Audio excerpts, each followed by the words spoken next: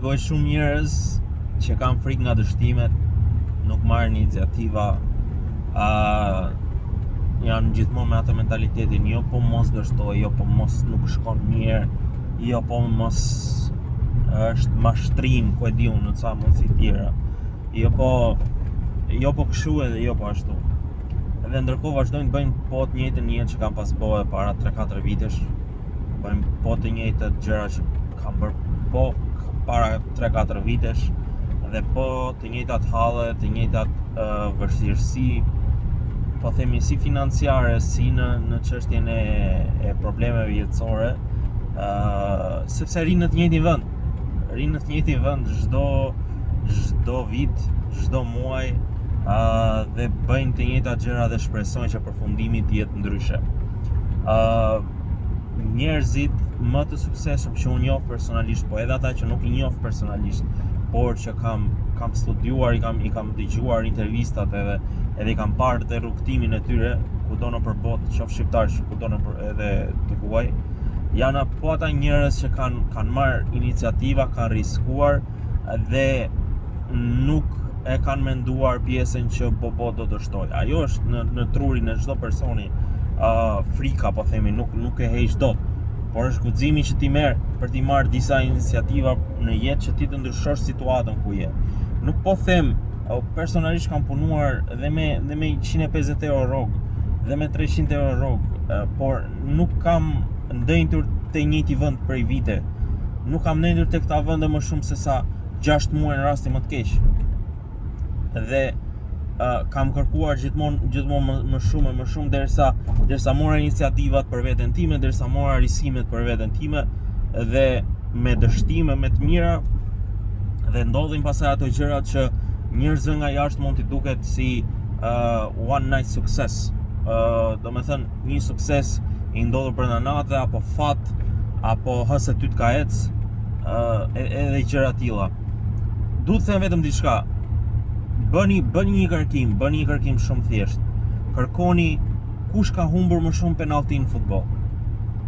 Dhe ja u garantoj, kur të kërkoni në Google, ata që kanë humbur më shumë penallti në futboll, që konsiderohet goli më i lehtë që mund shënoj një lojtar, janë pikërisht Cristiano Ronaldo dhe Messi, pra 2 nga lojtarët më të mirë të futbollit. Pse? Sepse ata marrin risje më shumë dhe dështojnë më shumë që kanë sukses më shumë. Sepse nuk mund të fitosh 10.000 euro në muaj, duhet të riskosh 1.000 euro në muaj, duhet të riskosh 2.000 euro në muaj. Të kërkosh të fitosh 100.000 euro, duhet të kesh risje të tipit 10.000 euro, 20.000 euro. Nuk mund kesh risje të tipit 10 euro për të fituar 10.000 euro.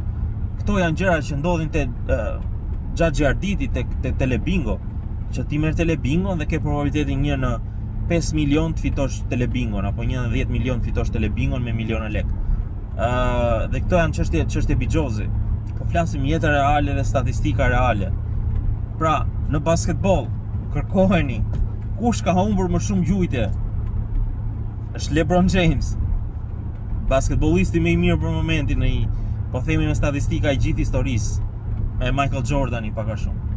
Pra, njerëzit më suksesshëm në çdo fushë janë ata që kanë dështuar më shumë. Prandaj nuk i kuptoj asnjë njerëzit që kanë frikë të dështojnë. Duhet të dështosh në shumë gjëra që të dalë ajo një gjë që ti të kesh sukses, dhe ti rikthesh gjithë dështimet, edhe çka ke lënë në rrugës me ato tentativat e para, me këtë. Nuk ndodhin gjërat me të parën, nuk ndodhin shumë raste të rralla, por nuk ndodhin gjëra direkte në sukses. Dhe nuk ka asnjë lloj biznesi, asnjë lloj sipërmarrje që ta garanton suksesin 100%.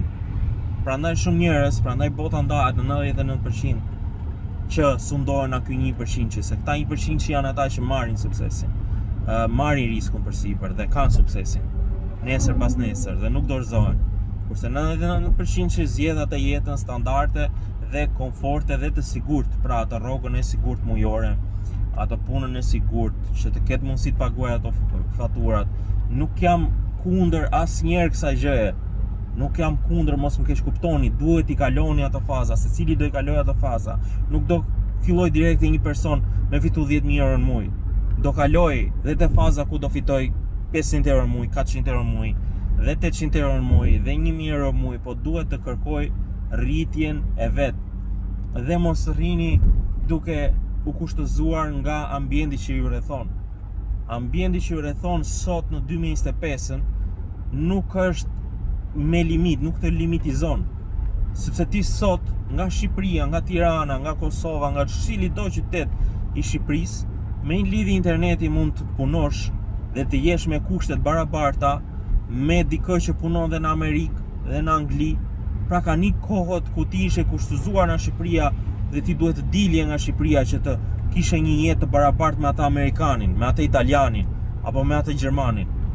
Sot ti mund ta bësh të njëjtën jetë, mund të kesh lidhje, mund të kesh biznese, mund të punosh online, mund të punosh menaxher i rrjeteve sociale, mund të punosh programues, mund të punosh designer për website, për shumë gjëra që ti mund t'i futesh një fushë dhe ti jesh i barabartë me atë që punon në Amerikë.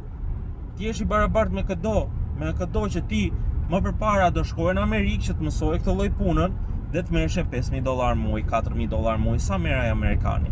Sepse Shqipëria të ofronte veç aq kushte, Shqipëria të ofronte kushte atëherë 300.000 lekë. Dhe ti doje një jetë më të mirë.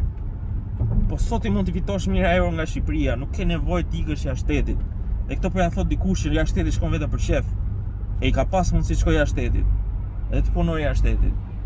Por ka vendosur të qëndrojë vendin tim dhe të mundohem duke përdorur atë kompjuterin tim. Si edhe kur e kam pasur 100.000 lekë laptop, pra 100 euro laptop, edhe më mbrapa një laptop më të mirë. Nuk ka të thoj, të duhet thjesht një linjë interneti apo të duhet edhe një telefon. Në ditën e sotme që ka çdo kush një telefon me internet. Dhe ti mund punosh, ka shumë mundësi. Sot ka shumë mundësi për të fituar edhe për filluar një punë online. Nuk ke pse të shkosh të mësosh, ku e di unë, në një universitet nga profesor Gimi, që Gimi vetëm bën atë teorinë aty, ta jep kështu siç e thot libri, edhe mësoje dhe bëj këtë provimin ti, edhe posa more jep edhe na i Gimi që të kalojnë provim, edhe ai merr atë 800 euro që nuk e di sa paguhen pedagogët e universiteteve. Dhe aq është Gimi. Gimi në jetën e vet më shumë se profesor universiteti nuk është asgjë. Nuk është rob i suksesshëm, nuk ka sipërmarrje suksesshme, nuk ka një po themi të ardhura që në biznese, në sipërmarrjet e veta që vendosin atë në një pozicion që mund të mësoj ty diçka. Unë sot më mirë shkoj mësoj diçka nga një indian që merret, për shemb, duhet mësoj të bëj website dhe mësoj nga ky indiani dhe shkoj i cili ka ndërtuar website dhe fiton mira euro në muaj dhe ditë i bëj shumë mirë, unë nga ai do shkoj të mësoj, nuk do shkoj të mësoj në shkollë për informatik apo diçka e tillë. Po themi për këto gjëra mos i ngatrojmë sepse mjekun edhe këto profesionet e tjera po të shkosh shkollë do mësosh e këto janë më përshëndura, nuk po themi për ato lloj kategorie. Por po flas për këta njerëz. Domethënë, sot ke mundësinë të mësosh nga cili do njeri që është i suksesshëm dhe është me prova i suksesshëm. Nuk je i kushtëzuar të shkosh tek ai shkolla dhe të mësosh teori nga njëri që ka mësuar teorinë para teje dhe po ta kalon ty atë çka ka mësuar, thjesht me teori. Prandaj, sepse mos zgjatem shumë te kjo video, merrni risje kur ja u lejon mundësia normale. Sepse do thoni ju shumë, nuk mund të thoni edhe në komente dhe në gjëra, po mirë ke ti, po kam këto për të paguar, kam këto për të paguar, po nuk punova, po nuk bëra këtë punën, nga do i fitoj ato lekët.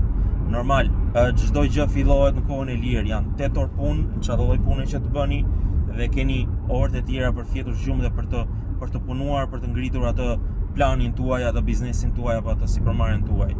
3-4 orë në ditë i gjet secili për të marrë me biznesin e vet apo me idenë që ai ka.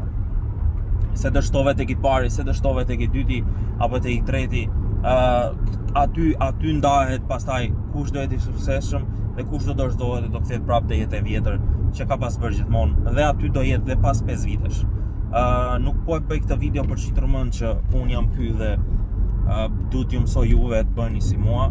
Kam dështime, kam dështuar këtë vit, kam dështuar vitin e kaluar, besoj do kem dështime vitin që kalon në sipërmarrjet e mia, ama kam pasur sipërmarrjet e mia të suksesshme, të cilat më kanë mundsuar, po themi, një farë niveli jetese më ndryshe se sa kam pasur vite më përpara. Po e bëj këtë video për gjithë ju, kushdo nga ata që e kupton edhe do ta marrë mesazhin çfarë po përcjell, të paktën të ndjekë ato çfarë thash në këtë video. Për gjithë tjerët pasaj që mund mendoj ndryshe, mund ta shtuja, thjesht bëni skip dhe ju përshëndes gjithëve, si ju të parë dhe ju të dytët.